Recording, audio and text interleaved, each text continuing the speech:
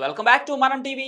నేను మీ పవన్ బెస్వాడ. ముంబై ఇండియన్స్ మాజీ captain, team India star ఆటగాడు రోహిత్ శర్మ తన మాట నిలబెట్టుకున్నాడు. గతంలో చెప్పినట్లుగానే తన అభిమానికి 4 కోట్ల కారును బహుమతిగా ఇచ్చేశాడు ఈ రోహిత్. ఐపీఎల్ 2025లో టోర్నమెంట్ ప్రారంభంలో ఒక యాడ్లో తన లంబోర్గిని ఉరుస్ బ్లూ కలర్ కారును విజేతకిస్తానని రోహిత్ శర్మ ప్రకటించిన సంగతి తెలిసిందే. అయితే తాజాగా ఆ మాటను నిలబెట్టుకుంటూ ఆ పోటీలో గెలిచిన తన అభిమానికి కారును గిఫ్ట్గా ఇచ్చేశాడు. ఇక్కడ ప్రత్యేకమైన విషయం ఏంటంటే ఆ కారును గెలుచుకుంది రోహిత్ శర్మ వీరాభిమాని కావటం విశేషం.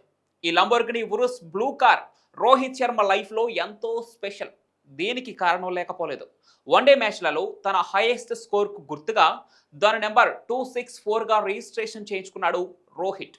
ముంబై వీధిలో ఎప్పుడు తిరిగినా ఈ బ్లూ కార్లో మాత్రమే రోహిత్ శర్మ తిరుగుతూ ఉంటాడు.